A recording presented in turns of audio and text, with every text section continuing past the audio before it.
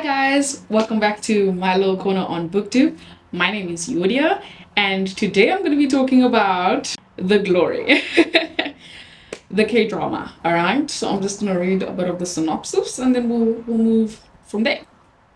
A young woman, bullied to the point of deciding to drop out of school, plans the best way to get revenge. After becoming a primary school teacher, she takes in the son of the man who tormented her the most to enact vengeance. Dun-dun-dun. Yeah, so The Glory is a revenge K-drama. So you would wonder, what business do I have watching this? Okay, listen. I heard The Glory was based on a true story, and it is. Stephanie Sue has a video talking about the true story, and the K-drama is actually a very traumatic one, I guess, for people, especially if you've been bullied.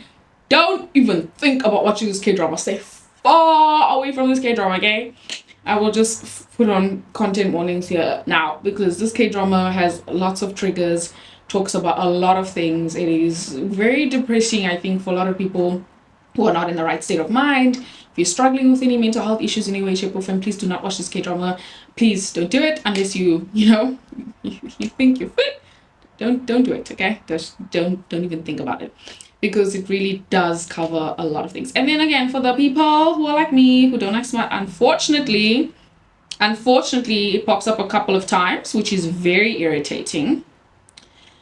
Very irritating. Okay, so let me just find the places that the stuff pops up, because I was so annoyed. I was like, seriously, this had no place in this K-drama. I was so annoyed. Oh my word. I was so annoyed. So I watched The Glory from the 17th of July to the 18th of July of this year. There's only 8 episodes, okay? So there's only 8 episodes in part 1 and 8 episodes in part 2, making up 16 in total. So yeah, it went by fast. I mean, obviously it's the length of a K-drama. It's like what, 40 minutes to an hour depending on the episode. Yeah, but like, I was in terms of intrigue, it's a 10 out of 10. Like, in terms of drawing you in and like leaving breadcrumbs, oh my gosh, it's so intriguing. It is not even funny, but obviously I didn't like the inappropriate stuff that served no purpose, in my opinion. And some of these camera angles were sus, bro. Some of these camera angles were weird, bro.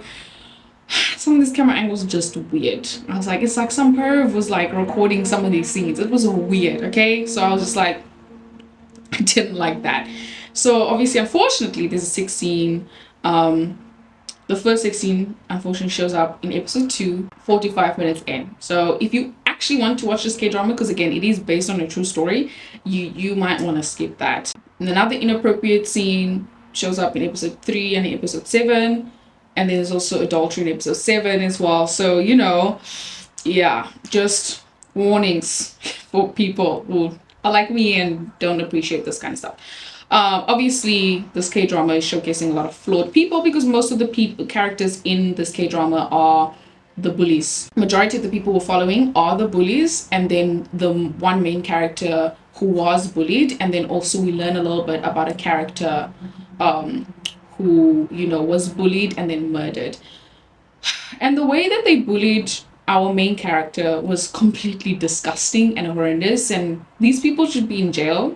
So what they did to her was they burned her. So the woman, the main bully, teenage girl at the time, basically wanted to test to see if her straightener was hot enough to straighten her hair. So she tested it using the body of our main character, which obviously is disgusting, horrendous. And who even comes up with things like that? Who in their right mind comes up with stuff like this? And then obviously there's her band of friends who are just going with her on everything. Just absolutely horrendous. Anyway, and obviously our main character is poor, and unfortunately her mom is also trash. Her mom is an alcoholic. Yeah, it doesn't seem like she really cared about her daughter. This is all going back to like the time when she was, in high school.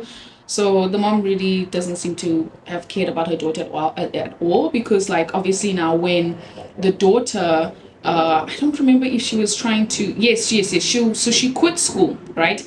And she wrote the reason for her quitting school, or, yeah, for her quitting school is because she's being bullied by these insert names of these kids. And unfortunately, they're rich. Most of them are rich. So you know how this works. This is South Korea, guys. So unfortunately, the rich people, obviously, they get their way a lot of the time, and the poor people, they don't. So in this K-drama, obviously the mom comes in, and the bully's mom also comes in, and then basically the bully's mom is like, here's money, okay, for you to and the mom, because she's a freaking addict, she's an addict, signs the consent forms to be like, listen, my child was just talking nonsense. So she basically doesn't support her daughter, is what happens. She doesn't support her daughter, and she decides, I'd rather get money than support my child. But she doesn't seem like she even wanted a child in the first place, so it's just a mess. Obviously now, our homegirl has a very hard life after that, because she also runs away from home, because her mom she doesn't run away from home. Her mom just ups and leaves with the money.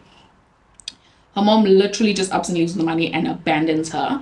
And again, guys, this all happens now after, like, she's been bullied for months. So she's been bullied for months in multiple different ways. Yeah, I don't know how she was still standing after all of that, So to a certain degree, she's very mentally strong, because I think a lot of people would have completely broken down for all the things that she went through, which was completely horrendous, and she didn't deserve any of those things. So she gets bullied, obviously, and then all of these things that I just explained happens, and then she obviously now has to fend for herself. She has to become a factory worker, so she gets a whole bunch of jobs and studies a lot as well, because she basically decides to dedicate her whole life to revenge. Because justice was not served when she was a teenager, she is going to be the exactor of justice. And she does all of this now by slowly, she's preparing for, I don't know what the exams is called basically, but basically she writes whatever exam she needs to write. And then she, goes to college, she's learning to be a teacher. She calculated literally everything. It is so, so scary how calculated she was. And it's like she planned everything. She planned things that could go wrong, things could go right, if things went right and then wrong. Like she really sat down and planned this whole thing. Like it's a bit scary. It's a bit scary. Because, like, to one degree, I understand why she dedicated, her whole life to revenge. But on the other hand, I'm like, the toll that this must have on you in multiple different ways. Like, obviously, all the things she might have wanted to do before. Oh, yes.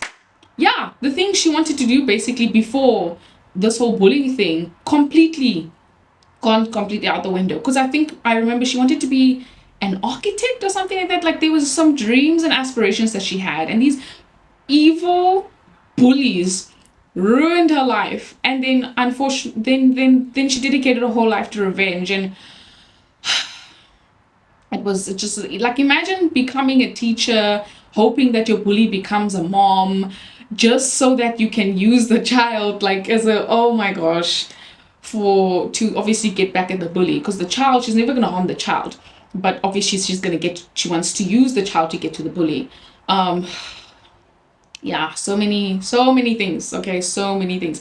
And to a certain degree, for some of the bullies, I was even starting to feel, hi man, shame. I actually feel a little bit sorry for you. But I quickly took that back multiple times, because, like, something would happen, something would happen to one of the bullies, right? Something bad. And then I'd feel like, oh, shame, man, like, obviously you're a horrible person and all that kind of stuff. But, like, I feel a little bit sorry for you. And then they do nonsense, and I'm like, Suga, what? You deserved it.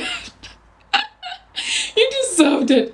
Oh my gosh, guys. It's this K-drama and others have helped me understand the wrath of God just a little bit more. Just a little bit more. I'm like, nah, y'all all deserve punishment. Everyone. Because everyone in this K-drama, except a few people, there's a small percentage of people that should be protected at all costs. But everyone else,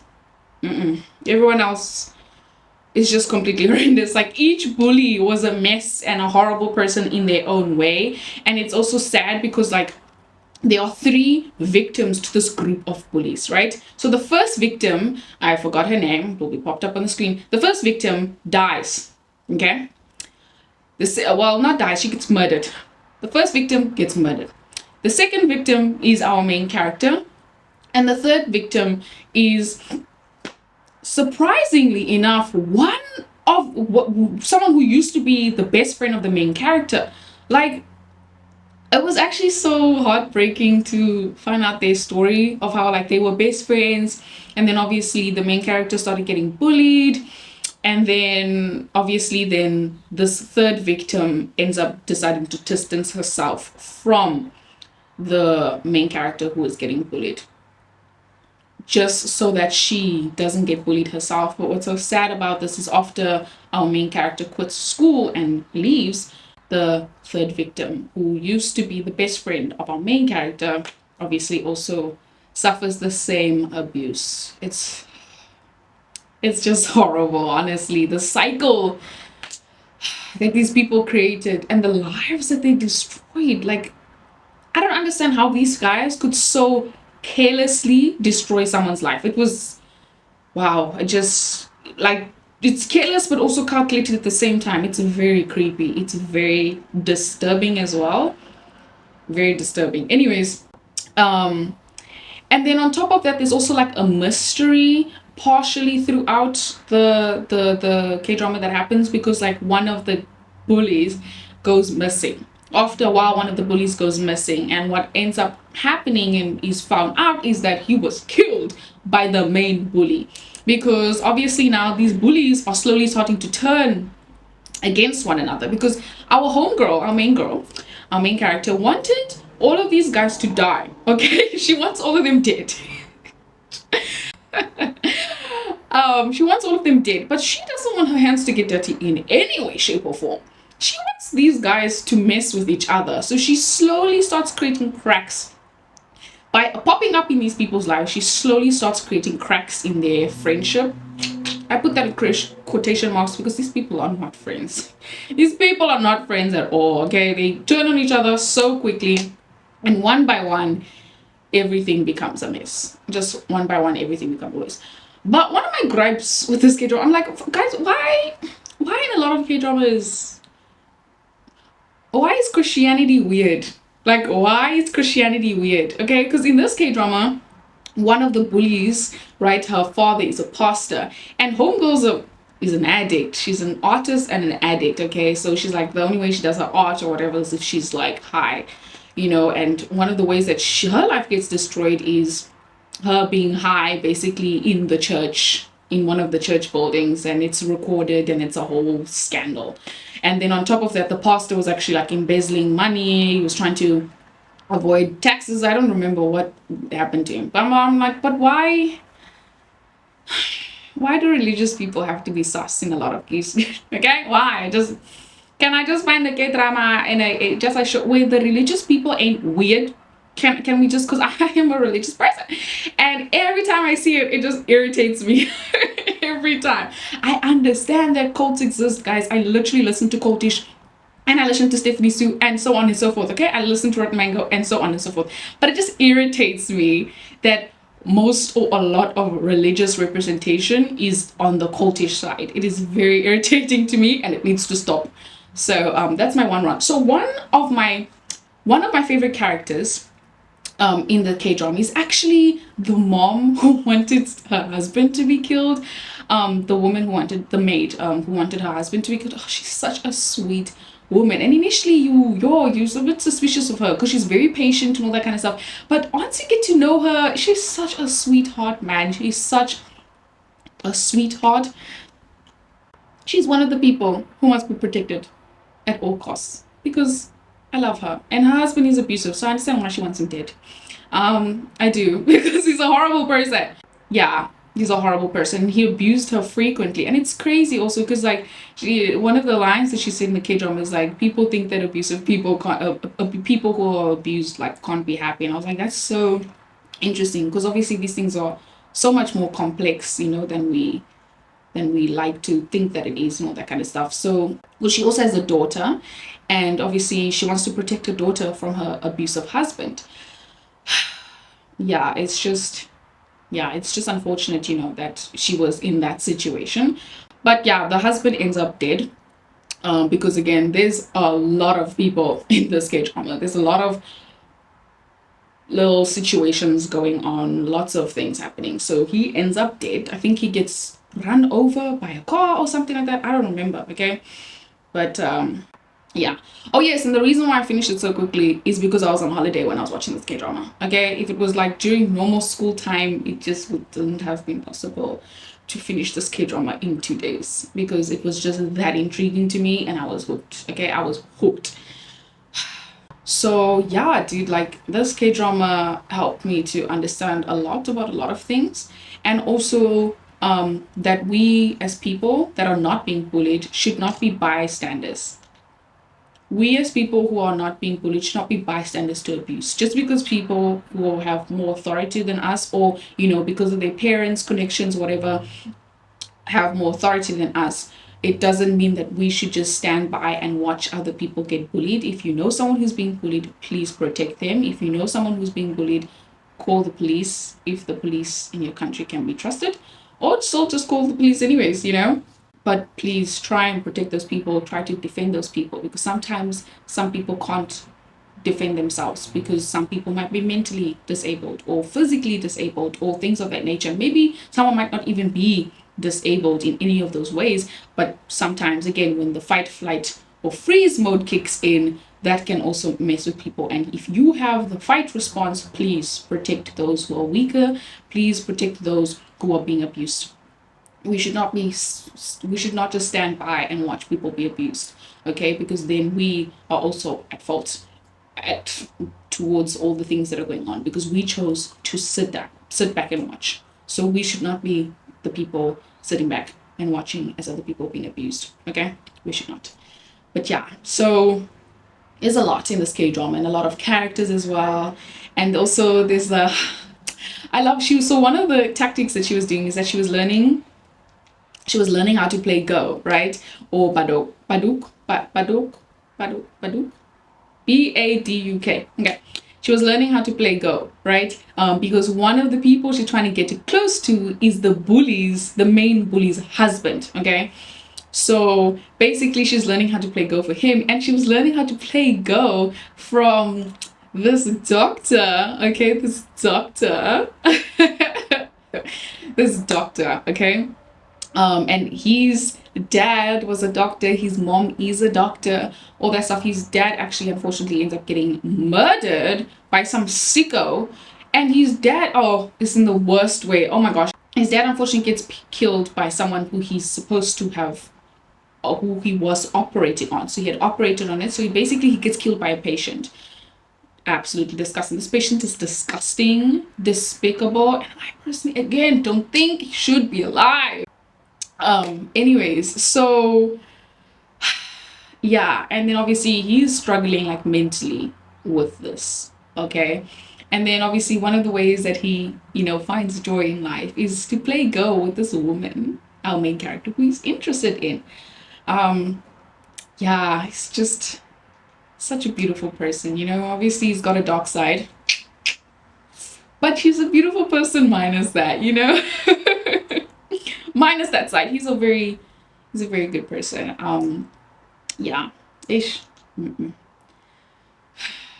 Okay, so if quality has changed in any way, it's because I'm using my phone. So I just wanted to quickly say also in relation to the glory that everything does turn out more or less in the end, even though I kind of want a season 3, because I want to see how Homeboy is going to exact his revenge on the man who killed his dad. Me personally, right? But it seems like everyone else agrees, but it's fine. Other people don't have to agree. It's fine. I'm fine. But yeah, everything works out. The daughter and the mom, things are great with them. I do kind of wish that we saw a montage or something of how they're doing, because we don't really, like, I don't know if the mom actually ends up going to America to go get her daughter back. Like, I don't remember. I know her daughter goes abroad, but I don't remember exactly if she came back or not. And then obviously our main character, she was actually, after she got her revenge for the most part, she was actually going to end her own life. But then the love interest's mom comes in and saves her basically from doing that. Praise God. And they end up together, they end up together because he was going into a depressive state because, she disappeared. So he was not doing well. So that's not healthy. Okay, that was not healthy. This whole thing of she disappears, he becomes a huge wreck, which was so concerning. So the mom was out here trying to save her, being like, please save my son because, obviously you got your revenge, you did your things, but now my son needs to be saved because Mans was not doing well. Oh my goodness. Anyway, so more of the story is they end up together because he's liked her this whole time, and I'm glad they end up together. Yeah, they end up together.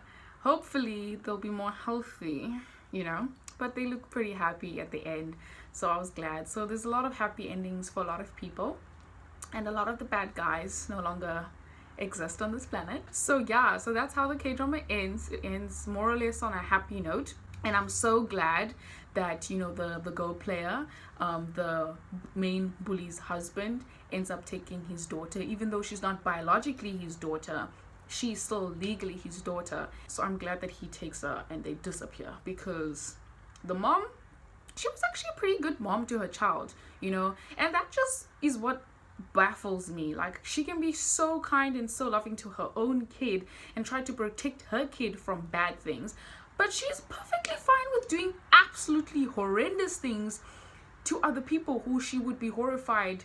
She would have been horrified if her daughter was doing those things. It's so strange. She was such a good mom to her child, but a horrible human being overall. And yeah, just a lot. Like, and she had no remorse either. She had zero remorse for all the things that she did. Yeah, just, again, a horrible human being. And she also cheated on her husband, like, a few times. Like, yeah. Anyway. So, for most people who deserved to have a happy ending, they had a happy ending. For the ones that didn't deserve it, they ain't doing so well. And I ain't sad about it. But they do, I would be glad. If they were real people, I'd obviously have to pray for them and pray that they repent and change their ways. Because, yeah, the things they did was just, ugh. Ugh. Yeah. And it's just sad because obviously a lot of people do stuff like the stuff that they did. Anyways. Hey. So to conclude my review slash recap of, slash discussion, I guess, of, the Glory Part 1 is that it was very interesting and like very intriguing because of the pace and all that kind of stuff and the things that were happening and the way things were happening. Very intriguing, but also informative in terms of people being bullied and also how to prevent things like this from happening. Because again, if we can prevent more and more stuff from this happening, it can decrease worldwide. So yeah, it was very intriguing in that way, but also annoying in some ways because of things that just kept popping up that I hated. And then on top of that, again, very informative as well. And also showcased to me just how angry I can get for long periods of time, because the amount of times I was angry, but even in the midst of all of that, also just having my heart be squeezed a little bit by just cute little moments. So yeah, so thank you so much for watching this video. Don't forget to like, comment, subscribe, do all the YouTube things, and hope to see you in another video. Bye guys.